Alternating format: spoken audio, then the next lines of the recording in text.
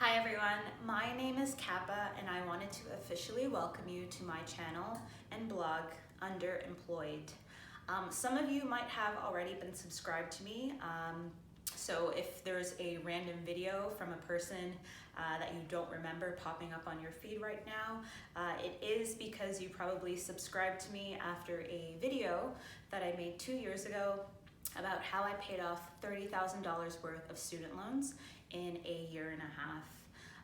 Otherwise, if I'm kind of just showing up on your feed and you clicked it because you were interested, welcome. And I'm happy to have you, and I really hope that we can take this journey together.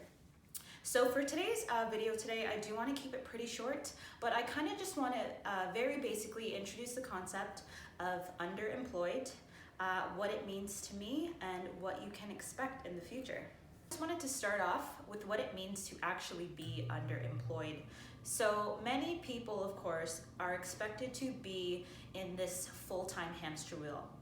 The only exception, of course, most times is if you're not able-bodied, but otherwise, if you're fairly, young and quote-unquote healthy, you should be working whenever you can, as much as you can, and I don't necessarily agree with that, and I don't necessarily want that for myself. Personally, I am someone who doesn't over-identify with their career. And oftentimes I try not to start conversations with what people do. And I try not to revolve conversations around what people do. So many people actually have to guess at my career. And of course, I'll let you all know that I am a registered nurse. And my job is very rewarding. I truly do love what I do. But I also know that I don't have the capacity to constantly do that on a full-time basis. And when I say constantly, I mean, I've been a nurse for over 4 years. And I think when I got to that 3-year mark, I was like, is this burnout? Is this overload? A break would be nice. But I'm not the type of person that would kind of just fully up and leave my career in particular, just because I know that it's so broad and there's so many areas that you can work in. So even if you get tired of one, you can always kind of move to another. So branching or adding on to that, what enticed me to a lifestyle that's underemployed, whether that's part-time work or casual work, was the financial independence, retire early movement. And for me, financial independence is something that sounded very appealing to me.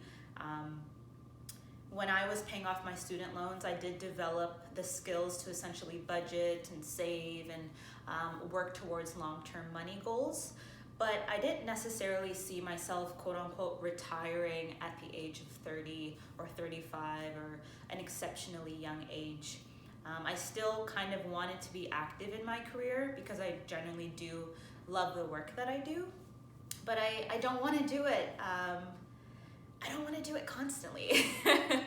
I have so many interests that I was not able to explore in my childhood or growing up, and I felt like I can truly design a lifestyle where I can have both, where I can, do work that I love, but also explore other things. And I mean, if those other things potentially make me money, that would be great, but it's more so just wanting to learn those new skills and to just generally cultivate wholeness in my life. So to make this very brief, I plotted on this underemployed lifestyle and I saved up over 1 year's worth of fixed expenses. So that's if I didn't have to work another day for an entire year. It would cover the cost of my rent, my groceries, so food, my utilities, so my hydro bill, and also internet, because who can actually live without internet? And I accepted a job that I absolutely loved. So I do nursing in sexual health. So I actually accepted a temporary full-time position that I knew that was going to end in November of 2019. And to be honest, going into it, I knew that I probably would end up having to be casual, just because it is a very cushy job, and not many of those nurses are going to want to leave. So I anticipated that I would be going casual and it would be perfect timing for me, because then I could explore this lifestyle that I've kind of created for myself. So once I went casual, I essentially determined the bare minimum number of shifts that I need to work per month to kind of once again cover my fixed expenses. And from what I determined, it's actually maybe 8 to 10 shifts. Of course, it's going to look different for everyone depending on what industry they're in, what they do for work and things like that. So essentially, since November of 2019, and right now we're in April of 2020, I actually haven't had to touch my savings at all, even though my hours have been dramatically reduced. And I'm honestly really enjoying I'm enjoying life. I'm enjoying having to be more open about my finances. I'm enjoying having those financial boundaries with people, and I don't want this to sound like something that is extremely restrictive, because another thing that people could do is they could save up, let's say, a year's worth of expenses, and if they were, of course, the money that they're making through whether that's part-time or casual work, all of that can go to fund money, and they can use their savings to pay for those fixed expenses. So honestly, you can kind of design and take this in whatever direction that you want. So in terms of the direction of this blog, I want to inform you all that it's not just going to be about me just talking about myself and kind of these changes that I've made. Of course, I do want to talk about some methods that I used in terms of helping to save and stay on a budget and kind of just creating goals, money goals for yourself. But I also want to give people the opportunity to understand themselves more in the context of money, and also to, like, in the midst of this coronavirus, with kind of people having to slow down their lifestyle and kind of reflect more. It really does feel like we're pretty much all underemployed, even if, of course, unfortunately, many of us are unemployed right now.